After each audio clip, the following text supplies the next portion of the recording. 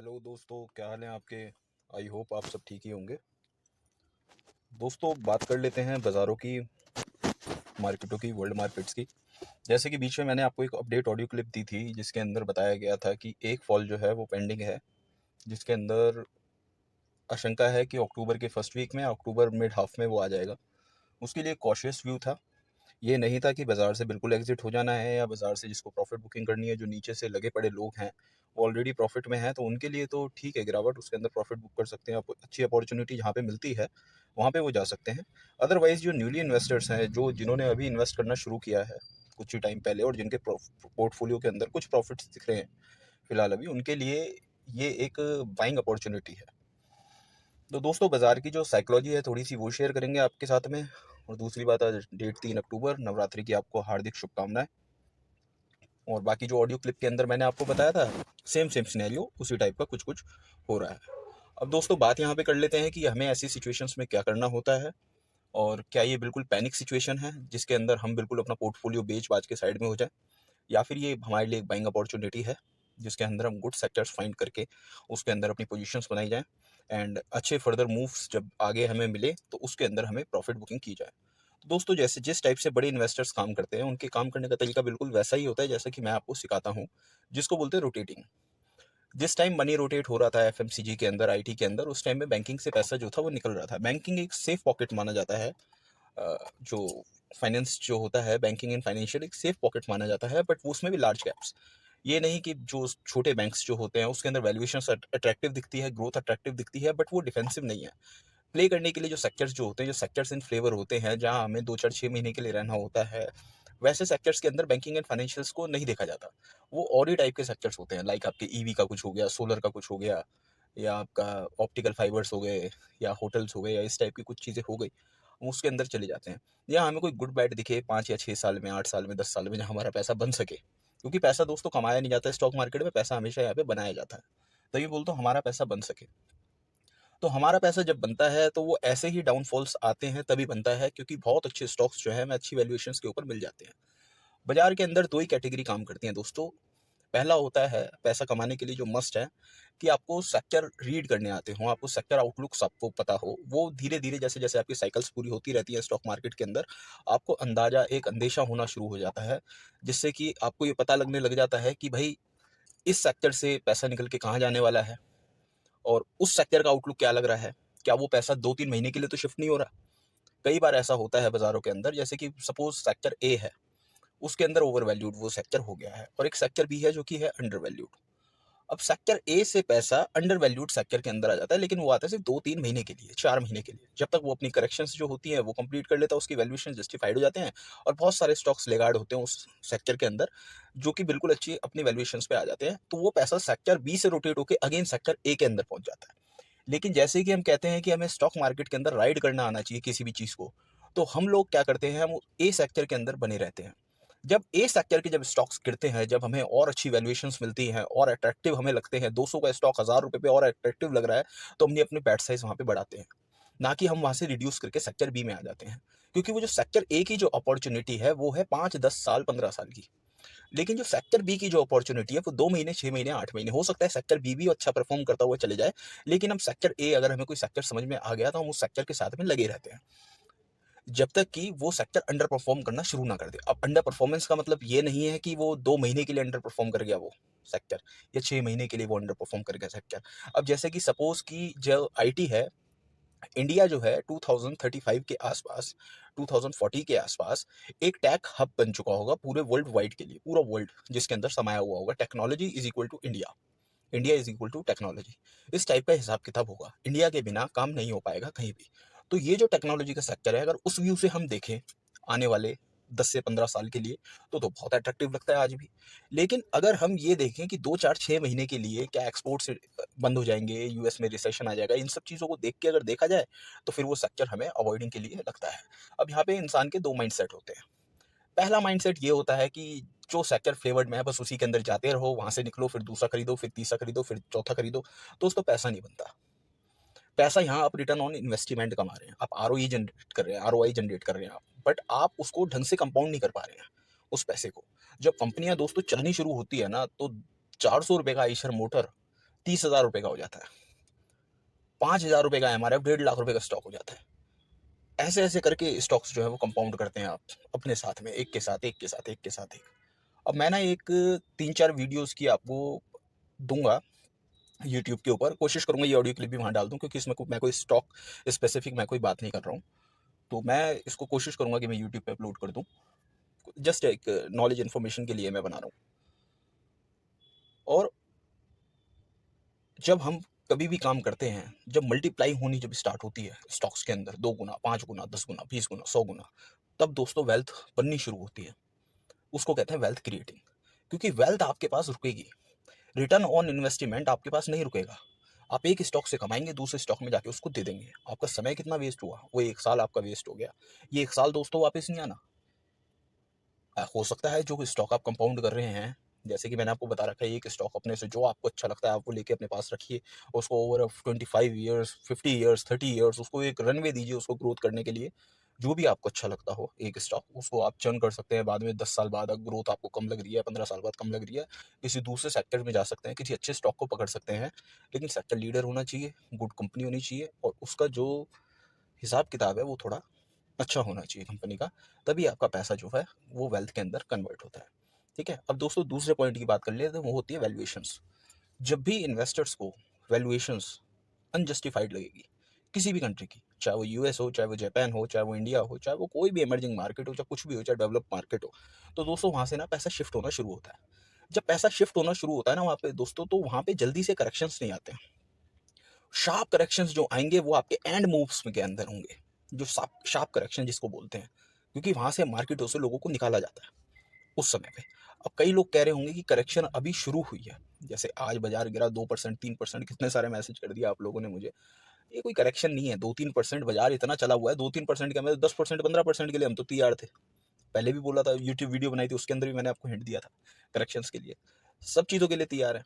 लेकिन तैयार वो क्या करेंगे, एक आप मुझे बात बताइए, तैयार का मतलब क्या होता है? तैयार का मतलब ये होता है कि बाजार में माल तो बिकने के लिए रेडी है, चलो हमने 5 दिन पहले माल बेच दिया, अब माल बेच के वो पैसा कहाँ रखा, चलो बैंक अकाउंट में आ गया पैसा, अब कहाँ लगाएं?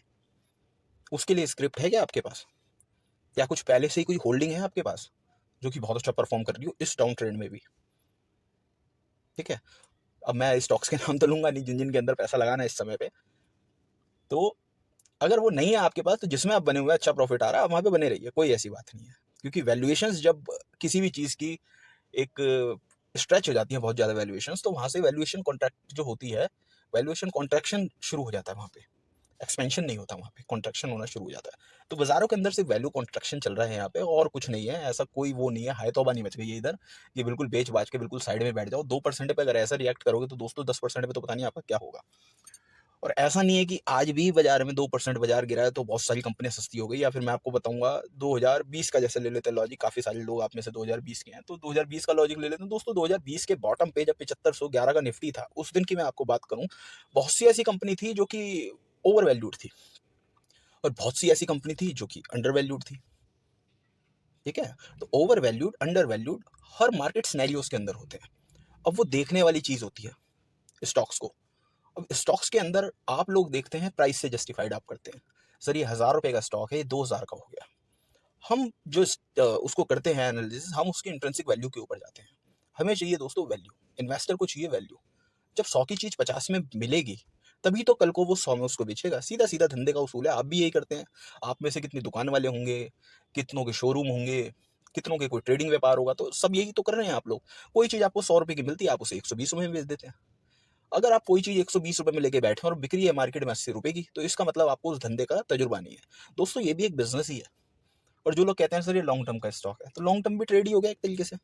भाई लॉन्ग टर्म का ट्रेड है, 15 साल बाद काटा, तो वो भी स्टॉक मार्केट में हर चीज़ ट्रेड है। आप ये मान लो, आप किसी कंपनी के साथ जुड़े हैं तो उसको थोड़ा सा उसको समय दीजिए, 2-5 साल का उसको समय दीजिए। 2-5 साल के अंदर कंपनी के अंदर बहुत सारे बदलाव होते हैं और धीरे धीरे चेंजेस होने शुरू हो जाते हैं।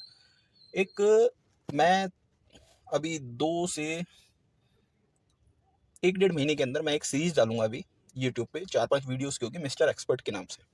आप जरूर उसको देखिएगा, 5 वीडियोस होंगे उसमें, 4-5 वीडियोस होंगी।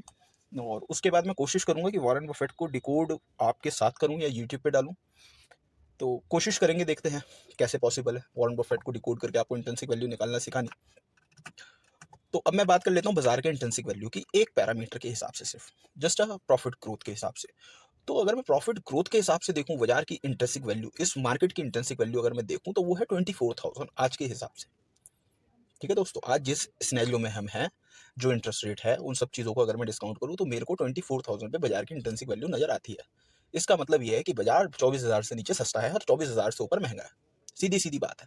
तो अब मैं आपसे ये कहता हूँ कि अब आप मुझे ये बताइए, बाजार 24,000 से 4% ऊपर होगा तो क्या ये महंगा है? और 24,000 से अगर 10% सस्ता हो गया तो क्या ये सस्ता है?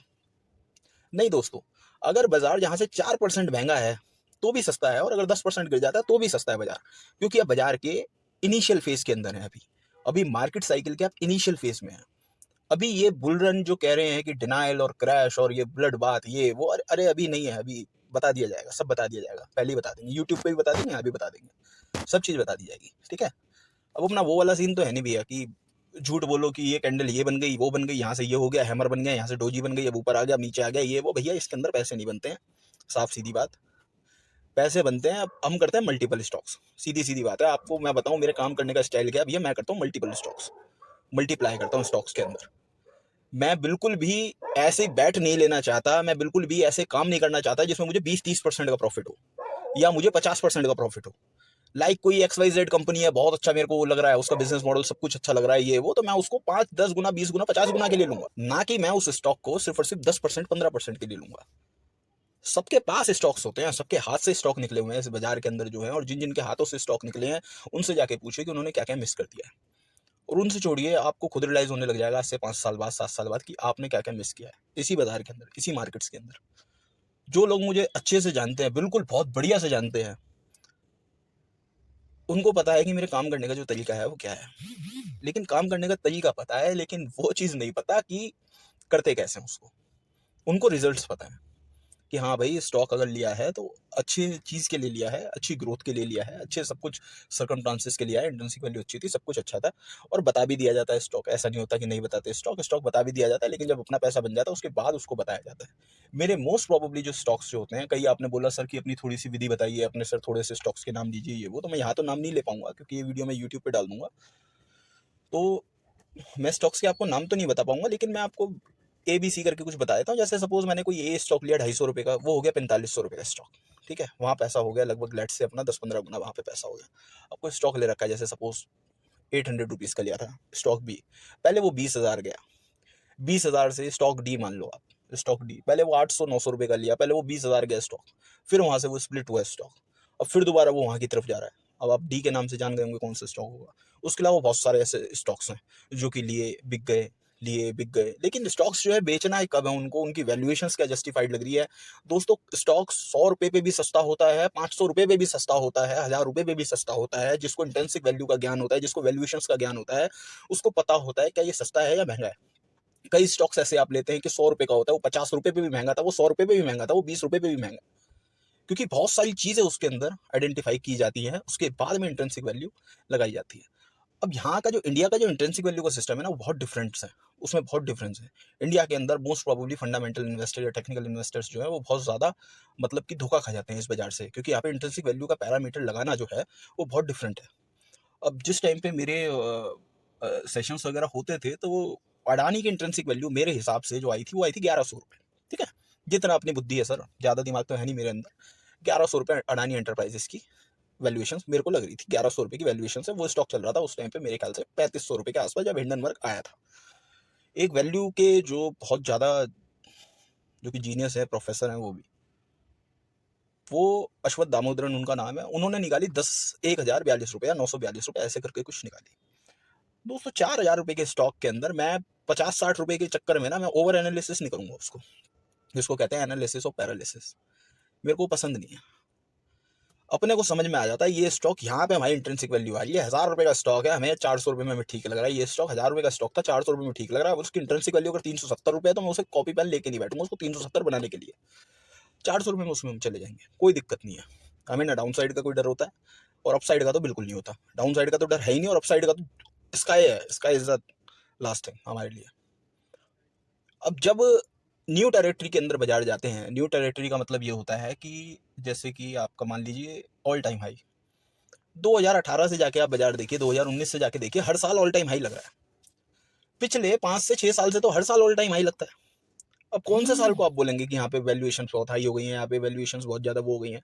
कॉर्पोरेट प्रॉफिट ऑफ पूल जो था, आप देखिए 2008 का, 2004 का, 2011 का, 2015 का, 18 का, 16 का, 20 का, और आज का जब आप देखेंगे तो आपको इंट्रेंसिक वैल्यू कुछ 24,100 या 23,942 या इसके आसपास आपको दिखाई देगी। इससे बाजार अगर नीचे जाता है तो वैल्यू बाइंग है, अच्छी अपॉर्चुनिटी है। उससे ऊपर अगर बाजार जाता है, उससे जितना ऊपर जाता रहता है, वो फिर वहां से ओवर वैल्यूड की कैटेगरी के अंदर चलता चला जाता है। अब वो ओवर वैल्यूड अंडर वैल्यूड कब होता है? जैसे कि आज की डेट में किसी ने मेरे को मैसेज किया, सर पी रेशियो इतना हाई हो रखा है 24.2 का। तो भाई वो 24.2 का पीएसयूज के चक्कर में हो रखा है। हमारे जो इंडेक्स है ना, उसके अंदर बहुत सारी पीएसयूज कंपनीज है, उनके 5-5 के पी, 25-25 के पी पे पहुंच गए हैं, उनकी वजह से हो रखा है। अभी तो कुछ चला ही नहीं है यहाँ पे। मैं रिलायंस आपको इसी बाजार में 5,000 का ट्रेड होते हुए दिखा दूंगा, और वो ऐसे नहीं कि पहले 1500 जाएगा फिर 5,000। मैं आपको ऐसे ही 5,000 दिखा दूंगा। मेरे समझो मैं क्या बोल रहा हूँ। मैंने एक स्टॉक का नाम ले लिया, मैं जस्ट आपको बता रहा हूँ, ठीक है। बाजार में तेजी है, बिल्कुल है, लेकिन बाजार यहाँ से खाली जाना चाहते हैं। अब उस खाली जाने के लिए इसराइल भी होगा, ईरान भी होगा, चाइना ताइवान तो अभी खैर नहीं होगा, बहुत सारी चीज़ें जो अभी होनी है, जापान का कैरी ट्रेड का फिर दोबारा कुछ पंगा पड़ेगा, तो बहुत सारी चीज़ें। अब ऐसा नहीं है कि मेरे को इसराइल और ईरान के बारे में नहीं पता था या क्या है क्या नहीं है, दोस्तों सब पता होता है। मैं ना कंफ्यूज नहीं करता आपको बता के कि लोगों को पता है कि मेरी जियो पॉलिटिकल एनालिसिस कैसी है। जो मुझे बहुत अच्छे से जानते हैं वो अच्छे से जानते हैं, सब पता होता है। ये मैं कंफ्यूज नहीं करना चाहता किसी को।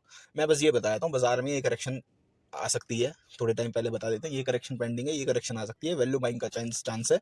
बेच के साइड में बैठना चाहते हो साइड में बैठ जाओ, खरीदना चाहते हो खरीद लेना, बस सीधी सी बात है। अब उसके पीछे के जो इंडिकेशंस हैं, वो जो बंदा आपको पहले प्रिडिक्ट कर दे, आप कहते हैं जीनियस। हम कहलवाना ही नहीं चाहते साहब जीनियस, वैसी परेशान है हम जीनियस कहलवा कहलवा के। तो ये जो चाहे ईरान हो, इसराइल हो या कुछ भी हो, ये सारे जो मुस्लिम कंट्रीज़ हैं, सारे मिल के अटैक करेंगे आपके इसराइल साहब के ऊपर, जैसे कि आप देख रहे हैं, और इसराइल एक एक करके फिर सबको लपेटेगा। ठीक है जी। बहुत सी चीज़ें हैं दोस्तों, मैं यहाँ नहीं डिस्कस कर पाऊँगा जो भी है। अभी थोड़ा सा वार्तालाप थोड़ी ज़्यादा रहेगी, अभी चलती रहेगी अभी ये तो सेशंस में करेंगे इसको कंप्यूट, जो भी करना, जो भी जूम मीटिंग होगी उसके अंदर करेंगे इसको, बताएंगे वहाँ पे क्या सिनेरियो है, क्या सिनेरियो बनेगा। इसमें सऊदी अरब का क्या रोल है, सऊदी अरब को डिकोड करना बहुत ज़्यादा ज़रूरी है आज की डेट में। सऊदी अरब जो है की बना पड़ा है वर्ल्ड के लिए, एक फैक्टर है एक। तो सऊदी अरब को बिल्कुल, उसकी तो बात ही कोई नहीं करता, तो उसको करना पड़ेगा डिकोड हम लोगों को। तो बताएंगे सऊदी अरब का क्या सिनेरियो बन रहा है इंडिया को लेकर और यूएस को लेकर, दोनों चीज़ों को लेकर, इन्वेस्टमेंट पर्पस से, झगड़े पर्पस से नहीं। और झगड़े पर्पस से भी बन रहा है तो क्या किस तरीके से, मतलब जो स्ट्रेटेजी जो बैठ रही है वर्ल्ड वाइड और आगे मेगा ट्रेंड्स किधर की तरफ है, उनकी बात की जाएगी। लेकिन अगेन वही बात कि मैं कोई स्टॉक रिकमेंडेशन नहीं करूँगा, मैं सिर्फ बताने की कोशिश करूँगा कि पैसा किधर की तरफ मूव हो सकता है और किधर किधर की तरफ बन सकता है। ठीक है दोस्तों। और उसके बाद में एक चीज़ मैं आपको और बता दूं कि कई लोगों ने बोला सर कि म्यूचुअल फंड ठीक है, क्या सर म्यूचुअल फंड में पैसा बनता है? हाँ दोस्तों, म्यूचुअल फंड में पैसा बनता है। बहुत सारे रिस्क होते हैं जिनसे म्यूचुअल फंड टैकल कर लेते हैं कि इन्वेस्टर की मनी को, जो कि इन्वेस्टर खुद डू इट योर सेल्फ नहीं कर पाता है, उन चीज़ों को वो खुद टैकल कर लेते हैं। लेकिन एक्स्ट्रा ऑर्डनरी पैसा म्यूचुअल फंड से नहीं बनता है, और धीरे धीरे धीरे धीरे ये पैसा बनना और अभी धीरे धीरे कम हो जाएगा आने वाले कुछ सालों में। तो डू इट योर सेल्फ आप कीजिए, बिल्कुल एकदम अच्छे बुक्स पढ़िए, अच्छे गुरु फाइंड्स कीजिए, अच्छे यूट्यूब चैनल्स ढूंढिए जहाँ पे अच्छी नॉलेज शेयर की जाती हो, और स्टॉक्स के, मतलब स्टॉक्स दिन में 10 बार ना बताते हों, और मतलब कि एक ही साइड का व्यू लेके ना चलते हों, और मतलब ज्ञानवर्धक बातें हों। मतलब गुरु भी ढूंढना, मतलब अपने हिसाब से आप ढूंढिए जिनको आपको ढूंढना है, और तरीके से अगर वहाँ से आपको कोई स्टॉक रिकमेंडेशन मिलती है तो बिल्कुल आप वो स्टॉक बाय करें, या देखें क्या है, ऐसा भी रजिस्टर्ड एडवाइजर से मिलिए या कुछ ऐसा कीजिए, तो वही आपकी नैया पार लगा पाएंगे। मैं यहाँ सिर्फ आपको सिखा सकता हूँ, मैं आपको यहाँ पे विधि दे सकता हूँ कि आप इन 7500 स्टॉक्स में से वो 7 स्टॉक्स कौन से हैं जो आपके पोर्टफोलियो के अंदर होने चाहिए। अब वैल्यू कोई आदमी लार्ज कैप में भी ढूंढ लेगा जिसका 20 लाख का मार्केट करोड़ होगा, 20 लाख करोड़ का मार्केट कैप होगा। कोई वो वैल्यूएशन भी ढूंढ लेगा जहाँ 60 करोड़ का मार्केट कैप होगा। बहुत कंपनियां हैं, समुंदर है ये पूरा का पूरा, जाल है आपका पैसा। बस मैं ये बता सकता हूँ इसे फेंकने का तरीका क्या है और किधर फेंकना होता है, पानी में किधर हलचल होती है, कहाँ फेंकना होता है, बस मैं आपको ये सिखा सकता हूँ, और कैसे फेंकना वो सिखा सकता हूँ। लेकिन मैं आपके साथ वहाँ पे बैठा नहीं रह सकता कि अब मत फेंकना, अब फेंकना, अब मत फेंकना, अब फेंकना, अब मत फेंकना, अब फेंकना। यूट्यूब पे खासकर लोग सिर्फ यही बताते रहते हैं कि अब फेंको, अब मत फेंको, अब फेंको, अब मत फेंको, और वो जाल भी फेंकना नहीं सिखा रहे। जाल है ही नहीं लोगों के पास, पता नहीं कहाँ पे क्या कर रहे हैं, मेरे को तो कुछ समझ नहीं आ रहा। ये इन्वेस्टिंग नहीं है दोस्तों, ये सिर्फ और सिर्फ एक ट्रैप है एक तरीके का। स्मॉल कैप एनालिसिस कर करके उनकी वैल्यूएशंस पता नहीं कहाँ है, बिजनेस मॉडल कहाँ है, उनका क्या हिसाब किताब बना हुआ है।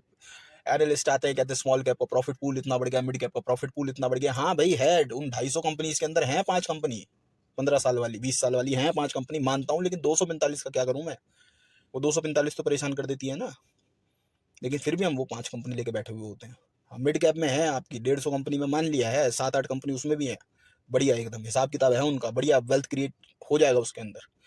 मानते हैं लार्ज कैप में 2-3 कंपनीज हैं, लेकिन ऐसे करके अगर मैं टोटल ओवरऑल एनालिसिस करूँ तो 10-12 कंपनीज हैं इस पूरे 500 स्टॉक्स में से। 10-12 ऐसी कंपनीज हैं जो कि कोई भी फाइंड करके अपना पैसा बना सकता है इस बाजार से। लेकिन क्या सारी कंपनीज में पैसा बन जाएगा? नहीं दोस्तों, नहीं बनेगा। अब ये जितनी कंपनियां यहाँ पे सुबह से लेकर शाम तक, कितने लोग मेरे को वीडियो भेजते हैं, सर ये इनका चैनल सब्सक्राइब कर ले, इनका चैनल सब्सक्राइब कर ले। सर आपकी अलाइनमेंट जिससे बैठ रही है ना, आपका जिससे मन बैठ रहा है, आपका जिससे ध्यान बैठ रहा है, आपको जिसकी बातें समझ में आ रही है ना, आप उसको सब्सक्राइब तो सबको कर लो। आप सब्सक्राइब करने की मैं किसको मना करता हूँ? मैं शायद इकलौता ऐसा यूट्यूब पे बोलता हूँ जो सबको सब्सक्राइब करो। मैं तो ये बोलता हूँ भैया किसी को भी करो, लेकिन जब पैसे की बात आ जाए ना, बड़ी सोच समझ के लगाना। जब पैसे का काम होता है ना, तो बड़ा सोच समझ के किया जाता है, वो एक ही बार इन्वेस्टमेंट किया जाता है ना। अब सपोज आपको कोई चीज़ लेनी है, ठीक है, आपको मैंने बोला कि ये चीज़ आपने 20 साल के लिए लेनी है, तो सीधी सी बात है आप क्वालिटी की तरफ जाएंगे, और क्वालिटी होगी तो वो महंगी होगी। अब आप कह रहे हैं सर जल्दी लेनी है, मैं कहता नहीं जब मर्जी ले लेना। तो आप कहेंगे ठीक है, जब इसके प्राइस गिरेंगे मैं तब लेके दे दूंगा आपको। सर ठीक है जी, बिल्कुल ठीक है, कोई दिक्कत नहीं है। तो वही तो इन्वेस्टिंग है, और है क्या? अब दिन में यहाँ तो सेल्समैन लगे हुए हैं, ये इस तो मैं ये इन्हें एनालिस्ट थोड़ी बोलता हूँ, मैं तो सेल्समैन बोलता हूँ इनको। कोई ये ले लो, वो ले लो, ये स्टॉक इतना अच्छा है, इसका पी रेशो इतना, इसका बिजनेस मॉडल इसका, इनका ऐसा, इसका वैसा, इसका ये वो। अरे बिजनेस मॉडल का कोर, अभी एक जब हमारे जब जूम मीटिंग होगी उसके अंदर एक मैं बिजनेस मॉडल आपको करके दूंगा। एक पीएसयू कंपनी है हमारे स्पेस के अंदर। अब बिजनेस मॉडल सुन के अगर हैरान ना हो जाए, आप मेरा नाम बदल देना। आप ये कहेंगे सर कि वाकई में ही अगर इसको मतलब इसका अगर हिसाब किताब हो गया और गवर्नमेंट को ये धंधा समझा पाए अपना, और ये मतलब अगर हो गया इसका हिसाब किताब, तो सर ये काम कर देगा बिल्कुल। जैसे आप कह रहे हैं बिल्कुल वैसे ही हो जाएगा। जैसे इसका प्राइवेटाइजेशन हो जाए, प्राइवेटाइजेशन हो गया तब भी वही काम होना, प्राइवेटाइजेशन नहीं हो तब भी वही काम होना, लेकिन होंगे दोनों सूरतों में। प्राइवेटाइजेशन हो गया तो वही काम इसका 5-7 साल 8 साल में हो जाएगा, प्राइवेटाइजेशन नहीं हुआ तो फिर लग जाएंगे 15 साल। लेकिन पॉसिबल है, और वो पॉसिबल है, वो कैसे बिजनेस मॉडल एनालिसिस किया जाता है वहां पे आपको बताया जाएगा कि बिजनेस मॉडल एक्चुअल में बिजनेस मॉडल का खेल क्या है। या बिजनेस मॉडल एनालिसिस करने में लोग प्रोडक्ट देखने लग जाते हैं, इसके प्रोडक्ट ये हैं, इसके प्रोडक्ट वो हैं, इसका मार्केट शेयर इतना है, वो भैया ये तो एक बिजनेस मॉडल की आप सिर्फ और सिर्फ आप ये देख रहे हैं कि इस बिजनेस मॉडल के अंदर ग्रोथ कहां से आ रही है, पैसा कैसे बन रहा है, क्या कर रहे हैं क्या नहीं कर रहे। उस बिजनेस मॉडल की स्केलेबिलिटी देखी जाती है जब भी हम बिजनेस मॉडल एनालिसिस की जाते करते हैं। अगर हमें बिजनेस मॉडल में स्केलेबिलिटी दिख रही है हॉरिजॉन्टली वर्टिकली, तो हम उसके अंदर पैसा लगाते हैं, ना कि सिर्फ इस वजह से पैसा लगाते हैं कि 20% की ग्रोथ और पैसा लगा दो, आरओई अच्छा है पैसा लगा दो। अब एक आरओई का भी खेल चल रहा है बहुत ज्यादा कि रिटर्न ऑन इक्विटी जिसकी हाई है वो कंपनी अच्छी है, P ratio come, return on equity high, और चलते रहो। रिटर्न ऑन इक्विटी 100 में से जिस भी कंपनी की हाई होगी उसके अंदर डेट होगा, और जिस कंपनी में डेट नहीं होगा रिटर्न ऑन इक्विटी हाई होगी तो उसका पी रेशो बहुत ज्यादा हाई होगा। अब यह दोनों सूरतों के अंदर आप फंसते हैं। अब डेट टू इक्विटी हाई है किसी कंपनी का, अगर बाजार के अंदर करेक्शन होती है, इंटरेस्ट रेट साइकिल जैसे जैसे ऊपर इंक्रीज होते जाते हैं, उन कंपनी का चलना बहुत मुश्किल हो जाता है, क्योंकि इंटरेस्ट कॉस्ट पेमेंट बहुत ज्यादा देनी होती है। और अगर इंटरेस्ट कॉस्ट वो ले भी रही है वो कंपनी, अगर उसका इंटरेस्ट कंपाउंड अगर हो भी रहा है उसके अंदर और वो पे भी कर रही है, तो क्या ग्लोबली टेलविंड है उस सेक्टर में और वो सेक्टर का लीडर है, तो समझ में आती है भैया ले लो। हाई आरओई है, हाई डेट टू इक्विटी है, हाई पी रेशो है, हाई वैल्यूएशन, सब कुछ हाई है, बाजार भी हाई है, ऑल टाइम हाई है, सब कुछ हाई है, मरेंगे इसी के हाथों मरेंगे, कर लो भाई, कोई दिक्कत नहीं है। लेकिन ऐसे आरओई वाले बिजनेस ऐसे नहीं ढूंढे जाते भैया। ऐसे तो नेस्ले का आरओई देखिए, कॉलगेट का आरओई देखिए, दुनिया भर के आरओई के बिजनेस देखिए, ग्रोथ नहीं है वहां पे। अब यहाँ सब कुछ चाहिए भैया, 5 स्टार होटल जैसा कमरा चाहिए, खाने में भी एकदम एक नंबर होना चाहिए, क्वालिटी भी होनी चाहिए, सब कुछ होना चाहिए, लेकिन सर पैसे खर्च सकते हैं सिर्फ 1000 रुपए, लेकिन ये हमसे मांग रहा है 15,000। तो सर क्या दें भैया? वैल्यूएशंस, बिजनेस मॉडल को वैल्यूएशंस अगर मिली हुई हैं किसी रीजन से उसकी स्केलेबिलिटी के ऊपर, तो बिल्कुल 15,000 रुपए दे दो। अगर उसको स्केलेबिलिटी के ऊपर वैल्यूएशंस नहीं मिली हुई है तो 2 रुपए मत दो उस बिजनेस को। अपना सीधा सीधा बात है। मैं जब भी आपसे बात करता हूँ मैं बिजनेस की करता हूँ, मैं शेयर की बात नहीं करता आपसे कि फलाना शेयर, ढिमकाना शेयर, ये शेयर वो शेयर, ये शेयर ऐसा है, वो शेयर ऐसा है, ये शेयर वैसा है, वो ऐसा है। ये स्टाइल ही नहीं अपना काम करने का। अपना सीधा सीधा हिसाब किताब है भैया, ये बिजनेस अच्छा लग रहा है, स्केलेबिलिटी बहुत हाई है, एक्सपोनेंशियल, और ग्रोथ ऐसी है, कौन कॉल सुननी है, कब ट्रिगर होगा ये मामला, क्या स्टॉक लेना है, नहीं स्टॉक नहीं लेना। वो आइडिया पहुंच जाए पहले मैनेजमेंट के पास, मैनेजमेंट उसकी बात करना शुरू कर दे, मैनेजमेंट उसका जिक्र करना शुरू कर दे, बस हो गया काम। मैक्सिमाइजेशन के लिए लास्ट वीडियोस में भी बताया था, बैटरी स्टॉक्स थे दो, ड्यूओपोली मार्केट है, मैक्सिमाइजेशन के अंदर है, प्राइसिंग पावर है, सब कुछ है, सारा हिसाब किताब ठीक चल रहा है, सब कुछ बढ़िया चल रहा है। 400 रुपए का स्टॉक है, आरओई दिख नहीं रही है, ग्रोथ दिख नहीं रही है, ये बोली ग्लोबल टेलविंड है किसी सेक्टर को लेकर। अगर ऑटो प्ले करेगा ग्लोबल टेलविंड को तो वो स्टॉक 4 4 5 गुना हो जाएंगे, क्योंकि मैक्सिमाइजेशन हो सकता है, वहां पे सब कुछ हो सकता है। और बिजनेस मॉडल तो देखिए काम करने का तरीका, पहले भाई साहब किसी आदमी को बर्बाद होने तो उसके बाद हम देखेंगे ये आदमी कैसे बर्बाद हुआ, और वो काम ना करके फिर हमने काम करना है आगे। वो एक्सपेंड कर ही नहीं रहे अभी। आप ये सोच रहे हैं सर ग्रोथ नहीं आएगी, अरे भैया पहले वो देख तो लो वो करना क्या चाह रहे हैं। उसी को कहता हूं कि बिजनेस मॉडल एनालिसिस का एक्चुअल में वे क्या है। अब बिजनेस मॉडल की जो किताबें हैं, बिजनेस मॉडल में जो ट्रेडिशनल वे जो दिया हुआ है बिजनेस मॉडल ज्ञान लेने का, वो आपके समझ में नहीं आएगा। उसमें तो सीधा सीधा बता रखा होगा, वैल्यूएशन सस्ती हो, बिजनेस का मैनेजमेंट अच्छा हो, उसकी स्केलेबिलिटी हो, टेलविंड हो, ग्लोबल टेलविंड हो, ये हो वो हो, ये सब कुछ हो। लेकिन जो एग्जांपल्स है ना, उसमें वो जो एग्जांपल्स दिए हुए हैं 1970 के, 1960 के, 1950 के, ये सब दिए हुए हैं। आज की बात करो, अभी की 2024 में बैठे हुए हैं हम, आज की बात करो 2040 के लिए क्या ठीक है, with example, with this set of companies. क्योंकि उनमें तो बात ही डिज्नी विजनी की और इनकी उनकी होती रहती है, पुरानी कंपनीज। आज की बात, अभी की बात, तो वो जो आज की और अभी की बात है, मैं वो बात आपसे करता हूँ। और हमेशा जब भी हम बिजनेस मॉडल जब एनालिसिस करते हैं, तो मैं सिर्फ और सिर्फ कोशिश करता हूँ अपने सेशंस में किसी भी एक बिजनेस को विदाउट नाम लिए, किसी एक सेक्टर की आपको उसकी टेलविंड और उसका विकराल रूप दिखाने का, कि कितना विकराल, कितना बड़ा हो सकता है ये जो है। जो आज आपको कोई स्टॉक 10,000 में महंगा लग रहा है, वो 1 लाख में आप कहेंगे दुनिया टूट के पड़ रही है इस स्टॉक के ऊपर। क्या एमआरएफ कोई नहीं लेता होगा, दुनिया लेती होगी, लेकिन ग्रोथ नहीं है।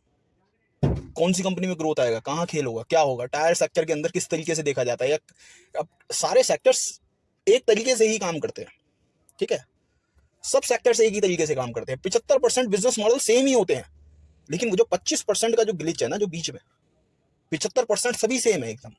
P ratio, price to book ratio, ये रेशो, वो रेशो, आरओसी, आरओई, ये वो दुनिया भर का डेट टू इक्विटी, वो सबके अंदर है वो। लेकिन वो जो 25% का जो हिसाब किताब है ना, जिसको वो धंधा समझ में आ गया और इंट्रिंसिक वैल्यू समझ में आ गई, उसने बाजार में कमा लिया पैसा। अब देखिए यहाँ पे ईरान हो रहा है, ईरान हो रहा है, ये वो। अब यूट्यूब देखेंगे आपको हज़ारों वीडियो देखने को मिल जाएगी, मार्केट क्रैश, ब्लड बात, ये वो, लमसम कर दें, या अभी रुकें, मार्केट कहाँ पे बॉटम बनाएगा, क्या नहीं बनाएगा, कैसे चलेगा, कैसे नहीं चलेगा। भैया वो 2 महीने पहले ही बता दी गई थी ये सारी बातें, अब इसको रिपीट तो मैं करूँगा नहीं, ये सारी बातें जो मैं, भैया लमसम करना लमसम करो, ऐसा ही भी करनी है ऐसा ही भी करो, आपकी इच्छा है, जो भी जैसे भी है। स्टॉक रिकमेंडेशन मेरी तरफ से कुछ नहीं है।